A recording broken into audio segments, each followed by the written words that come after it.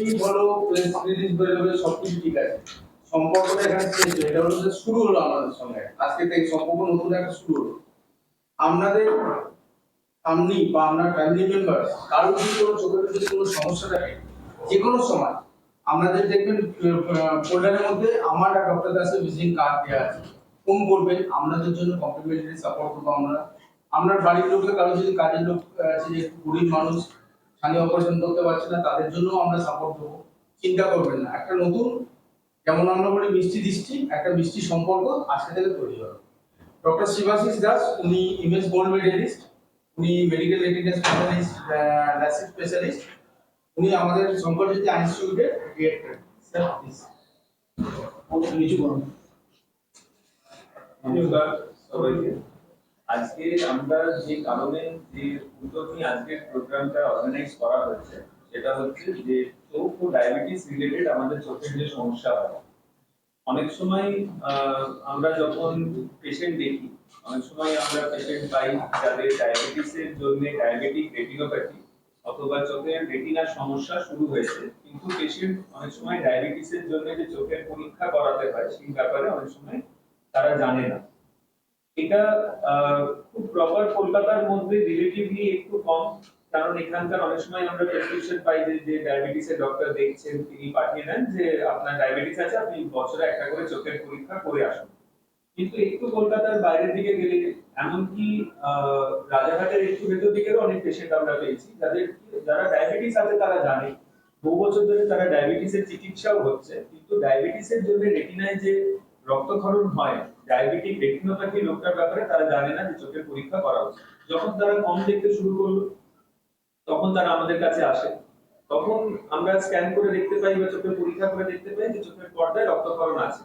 এবার এই রোগটার একটা গুরুত্বপূর্ণ বিষয় হচ্ছে যে ডায়াবেটিক রেটিনোপ্যাথি ছানির মতন না যে আমার বয়সের সাথে কোনো একটা জিনিস খারাপ হলো, আমার ছানি পড়লো, আমি সেটাকে বার করে নতুন একটা লেন্স বসিয়ে দিলাম। ডায়াবেটিক রেটিনোপ্যাথি কিন্তু আমাদের চোখে সুগার বেশি থাকলে আমাদের চোখে, আমি খুব সিম্পল ভাষায় যদি বলতে চাই, চোখে সুগার বেশি থাকলে চোখের পর্দার শিরাগুলো মানে রক্তক্ষরণ শুরু হয়, প্রথম অল্প তারপরে বেশি। এবার এর 5টা স্টেজ থাকে ডায়াবেটিক রেটিনোপ্যাথির, অল্প রক্তক্ষরণ থেকে শুরু করে অনেকটা বেশি রক্তক্ষরণ হয়ে এমনকি লাস্ট স্টেজে গিয়ে অন্ধত্ব হতে পারে, রেটিনাল ডিট্যাচমেন্টের অন্ধত্ব হতে পারে। এবার এই রোগ একবার যদি অনেকটা এগিয়ে যায় তখন অনেক চিকিৎসা করলেও আমরা রক্তক্ষরণ বন্ধ করার জন্য ইনজেকশন দিই, রক্তক্ষরণ বন্ধ করার জন্য পেরিফেরাল লেজার করি। লেজার ইনজেকশন করার পরও কিন্তু অনেক সময় পেশেন্টের পুরোপুরি দৃষ্টিশক্তি ফিরে আসে না, যতটা কিছুটা ক্ষতি তার থেকে যায়, কিছুটা ভিশন লস তার থেকে যায়। তো ডায়াবেটিক রেটিনোপ্যাথি প্রিভেন্ট করার সবচেয়ে ইম্পর্টেন্ট বা স্টেপ হচ্ছে যে বছরে যাদের এই ডায়াবেটিস আছে বছরে একবার করে রেটিনা পরীক্ষা করাতে হয়। তাদের যদি দৃষ্টিশক্তি ঠিকও থাকে, তাদের কোনো অসুবিধা হচ্ছে না, তারা খুব ভালো আছে, ডায়াবেটিস জন্য ওষুধ খাচ্ছে, কিন্তু বছরে অ্যাটলিস্ট একটা রেটিনা টেস্ট দরকার। যদি কখনো খুব আর্লি রক্তক্ষরণও হয় তাহলে রেটিনা টেস্টে সেটা ধরা পড়ে যাবে। কোনো একজন রেটিনা স্পেশালিস্ট যদি আপনাকে দেখে সে সেটাকে তখনই বুঝতে পারবে, আর তখন থেকে সেরকম ভাবে স্টেপস নিলে তাহলে চিকিৎসার খরচাটাও কম হবে, প্লাস দৃষ্টিশক্তিও সারা জীবন ভালো থাকবে। এইটার জন্য আমরা যেটা আমাদের হসপিটালে যেটা করি সেটা হচ্ছে আমাদের এখানে যে পেশেন্টই আসুক না কেন আমাদের রেটিনা পরীক্ষা করার জন্য আলাদা করে কোনো চার্জেস নেওয়া হয় না। আমাদের নিয়ম হচ্ছে রুটিন যে কোনো পেশেন্ট হয়তো শুধু চশমার জন্য এসেছে তাকেও আমরা রেটিনা পরীক্ষা করি। পেশেন্টকে আমরা বলি যে আপনার নরমাল চেকআপের মধ্যে রেটিনা পরীক্ষা ইনক্লুডেড থাকে, তো আপনার চোখে একটা আমরা ড্রপ দিই যেটাতে আমাদের পিউপিল বা ছোট মণিটাকে বড় করা হয়, যেটাতে আমরা চোখের ভেতরের অংশটাকে দেখতে পাই। এবার তার জন্য পেশেন্ট 1-2 ঘন্টা একটু কাছের জিনিসটা ঝাপসা দেখে, 2 ঘন্টা একটু কাছের জিনিসটা যতক্ষণ না সেটা আবার নিজের জায়গায় ফিরে আসে। তো তাতে যদি পেশেন্টের অসুবিধা না থাকে তাহলে আমরা রুটিনলি সব পেশেন্টকেই কিন্তু আমরা চোখে রেটিনা পরীক্ষা করে থাকি। তারা যদি চশমার সমস্যার জন্য আসুক, চোখ চুলকানোর জন্য আসুক, চোখ লাল হয়েছে, যে সমস্যার জন্য আসুক না কেন, তার সাথে একটা রেটিনা আর গ্লুকোমা বা চোখের প্রেসারের পরীক্ষা, চোখের রেটিনা পরীক্ষা পুরোটাই একসাথে, গ্লুকোমা রেটিনা পরীক্ষা সবার হয়ে থাকে, স্ক্রিনিং সবার হয়ে থাকে। তো এই প্রেস মিটের মাধ্যমে মেইন যেটা আমাদের অ্যাওয়ারনেস, যেটা সবার মধ্যে ইয়ে করার ইচ্ছে যে সবাই যাতে যেটা জানুক, সেটা হচ্ছে যে সুগার থাকলে চোখের একটা রোগ হয় চোখের ভেতরে, যার নাম হচ্ছে ডায়াবেটিক রেটিনোপ্যাথি।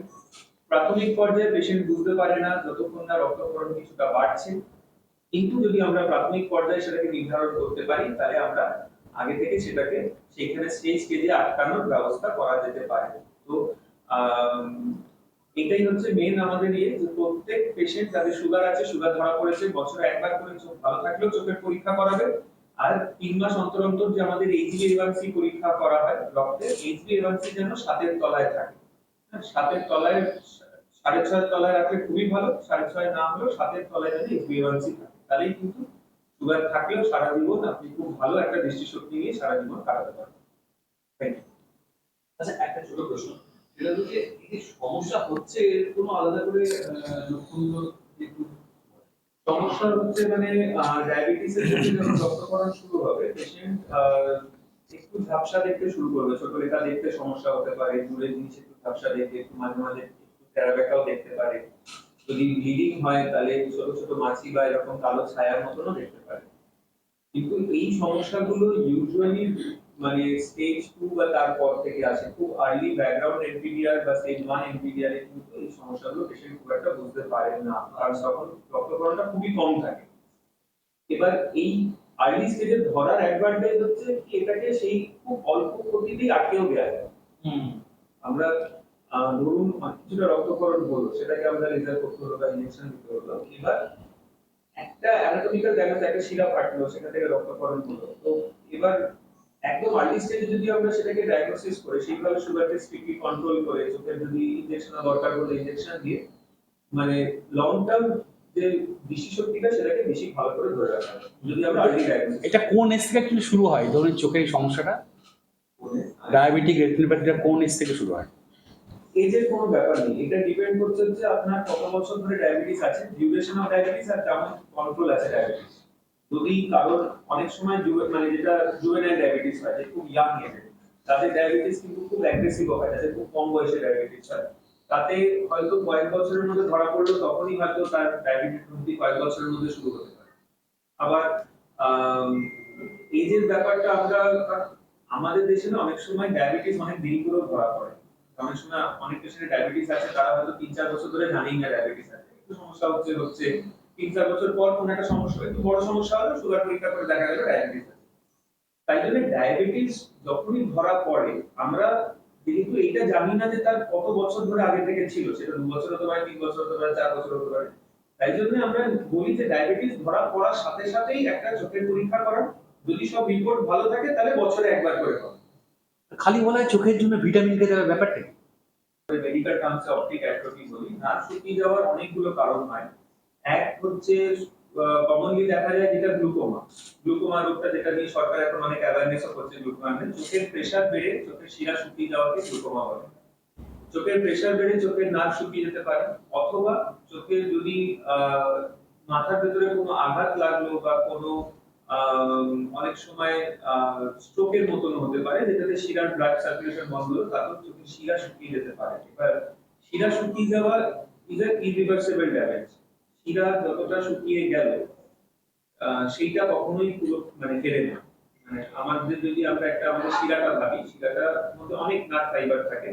তো আমি যদি 100% বলি, মানে যতটা পার্সেন্টেজ নার্ভ শুকিয়ে গেল সেটা কখন, বা যতটা পার্সেন্টেজ নার্ভ মরে গেল সেটাকে পুরোপুরি রিকভার করা যায় না। যতটা বেঁচে আছে সেটাকে সারা জীবন যাতে ভালো রাখা যায়, তার জন্য আমরা চোখের প্রেসার কন্ট্রোল করি বা চোখের শিরা ভিটামিন ওষুধ দিয়ে এইসব। চোখের প্রেশার হবে যেরকম আমাদের চোখের প্রেসার, দেখুন যতক্ষণ না প্রেসার খুব বেড়ে যাচ্ছে বা যেটাকে আমরা অ্যাকিউট গ্লুকোমা বলি, যে প্রেসার হয়তো আমাদের নরমাল প্রেসার মোটামুটি 20 তলাতেই থাকে, সামওয়্যার বিটুইন 7-8 থেকে শুরু করে 20, 17, 18, 19, 20 সবই নরমাল। এবার চোখের প্রেসার পেশেন্টকে যদি বুঝতে হয় যে আমার চোখের প্রেসার বাড়ছে, সেটা অ্যাকিউট গ্লুকোমা যেটা, তাতে প্রেসার ধরুন 40-50 এর উপর চলে গেল, তখন চোখের একটা ব্যথা করবে, বমি হবে, এইটাতে প্রেসার অনেক হাই যেতে হয়।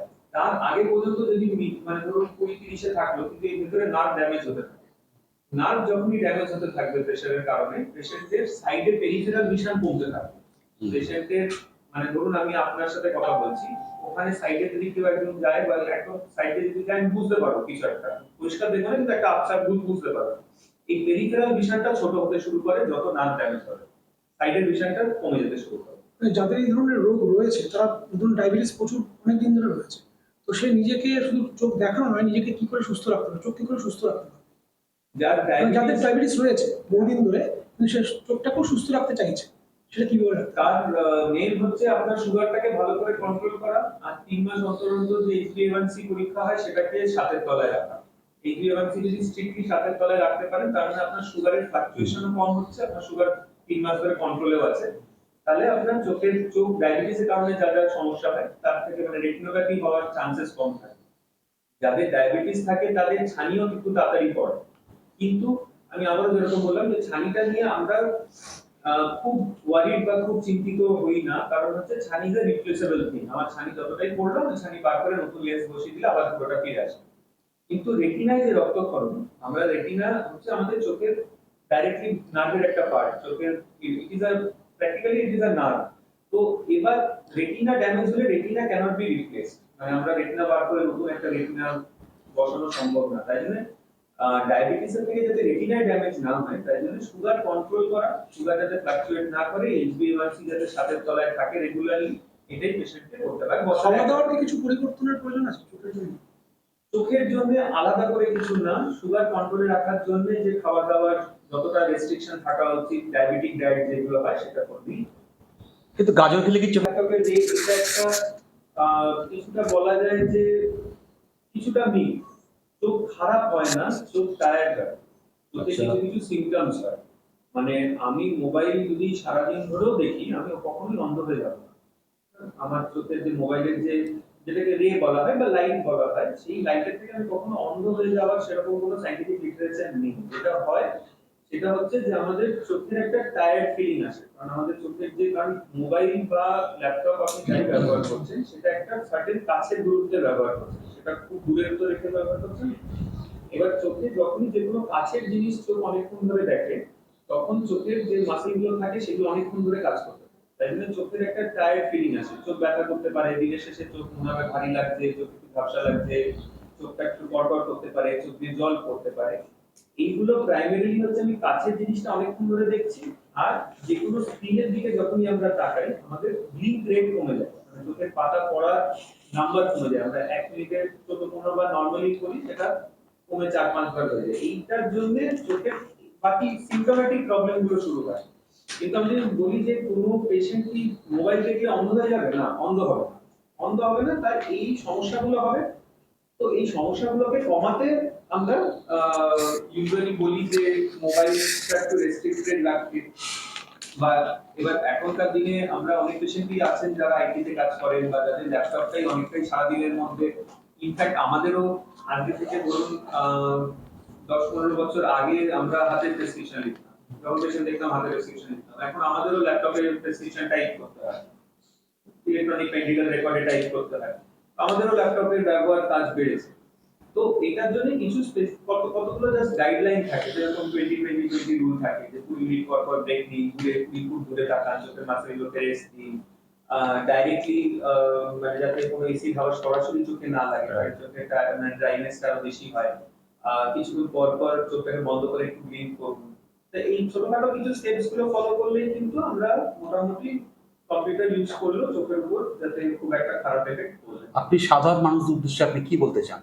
আপনার বার্তা কি থাকবে চোখ ভালো রাখার জন্য এই ধরনের সমস্যা থেকে?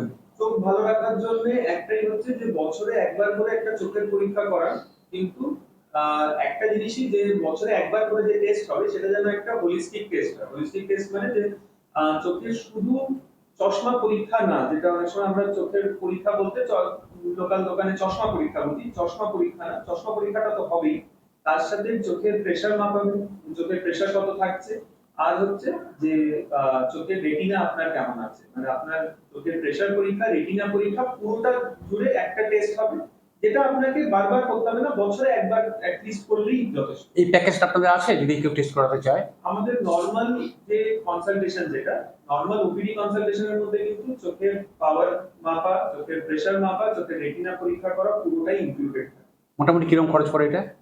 আমাদের হসপিটালের ডাইরেক্টলি যারা হসপিটালের পেশেন্ট আছেন তাদের জন্য এটা খরচা পড়ে হচ্ছে 600 টাকা। 600 টাকায় পুরো টেস্টটা হয়।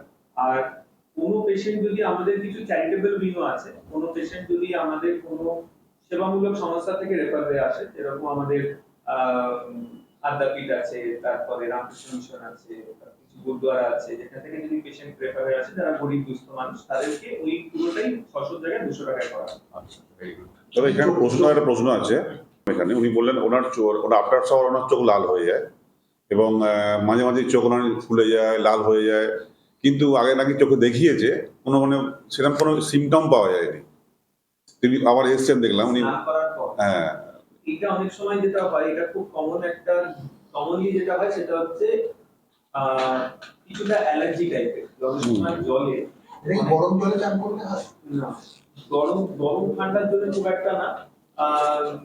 একটা হচ্ছে যে অনেক সময় জলে কিছু মেটালস, কিছু কেমিক্যালস থাকে, যেটার জন্য ক্লোরিন থাকে, যেটার জন্য অনেকের চোখে একটু অ্যালার্জিক রিঅ্যাকশন হয়, স্নান করার পর চোখ লাল হয়। তো এবার এমনিতেই যখনই অ্যালার্জির কোনো সিমটম হয়, আমরা পেশেন্টকে বলি ঠান্ডা সেঁক দিতে। মানে ঠান্ডাতে কিন্তু অ্যালার্জিটা কমে। যদি কারোর চোখ খুব চুলকোচ্ছে অ্যালার্জির জন্য, আমরা বলি একটা বড় রুমালে ভাঁজ করে চোখের উপর ধরুন বা ফ্রিজে ঠান্ডা জল চোখে দিলেও কিন্তু অ্যালার্জিটা একটু কন্ট্রোল হয়। তো সেই ক্ষেত্রে বলতে পারেন যে হয়তো ঠান্ডা জল দিলে তার চোখটা কম ইয়ে হতো, গরম জলে হতে হতো। বাট এটা জলের গরম ঠান্ডার সাথে না, এটা জলের সাথে একটু অ্যালার্জিক রিঅ্যাকশনের জন্য কিন্তু স্নান করার পর চোখ লাল হতে পারে। তবে এটা মানে খুব অ্যালার্মিং কিছু ইয়ে না। এবং বললেন চোখ নাকি মাঝে মাঝে ফুলেও যায়, কিন্তু তেমন কিছু প্রবলেম পাওয়া যায়নি।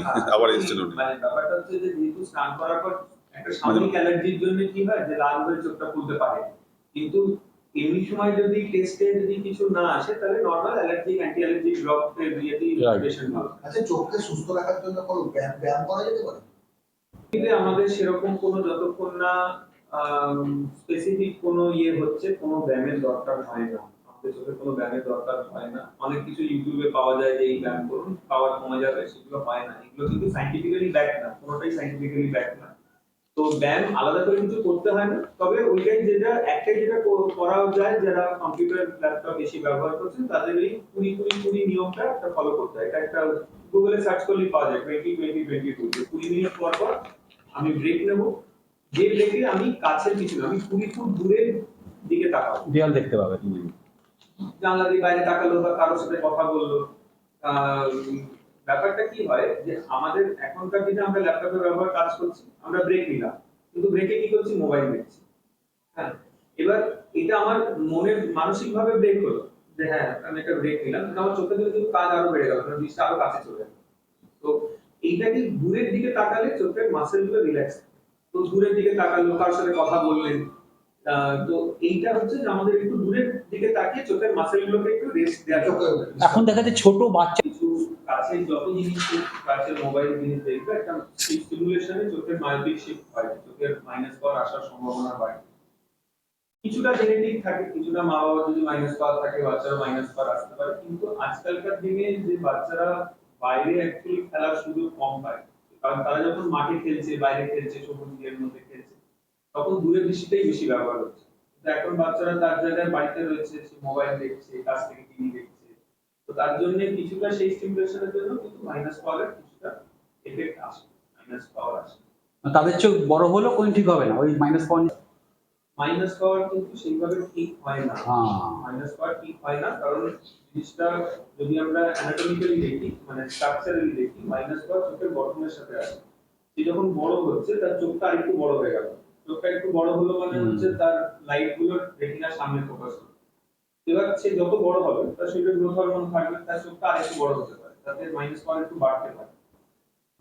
মানে খুব ন্যাচারালি যে চোখটা অটোমেটিক্যালি আবার ছোট হতে শুরু করবে না। তো মাইনাস পাওয়ার ওইভাবে কিন্তু একটা যে ধারণা এই ড্রপ লাগান মাইনাস পাওয়ার হয়ে যাবে, যতক্ষণ না মাইনাস পাওয়ার যদি চোখের স্ট্রাকচারের জন্য আছে, যেটা নর্মাল অ্যাক্সিয়াল মায়োপিয়া হয়, যতক্ষণ না তার 18 বছর কমপ্লিট হচ্ছে, আমরা কোনো একটা লেজার দিয়ে বা লেন্স দিয়ে বা কোনোভাবে পাওয়ার সরাচ্ছি, নিজে থেকে কিন্তু পাওয়ার কমে যায় বা সরে যায় হয় না। একটু আধটু ফ্লাকচুয়েশন হতে পারে, but that is very minimum. ওটা কি ল্যাসিক সার্জারি কি সম্ভব? রিফ্র্যাক্টিভ সার্জারি, তো রিফ্র্যাক্টিভ সার্জারি একটা বড় স্পেকট্রাম। এর মধ্যে লেজার দিয়ে কর্নিয়া বেস প্রসিডিওর হয়, যার মধ্যে ল্যাসিক আছে, স্মাইল আছে, আমরা চোখের ভেতরে যদি আমরা ন্যাচারাল লেন্সের উপরে আরেকটা লেন্স বসাই, কারণ মধ্যে আইপিসিএল হয়, আইসিএল হয়, আরআইএল হয়।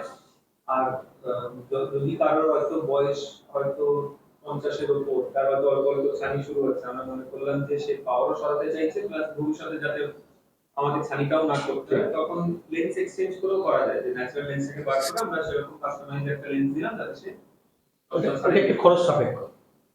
যেহেতু এটা একটা রিফ্লেক্টিভ প্রসিডিউর বা এটা একটা কাস্টমাইজ প্রসিডিউর, তো কিছুটা ব্যয় সাপেক্ষ। 80-85 হাজার খরচা পড়ে।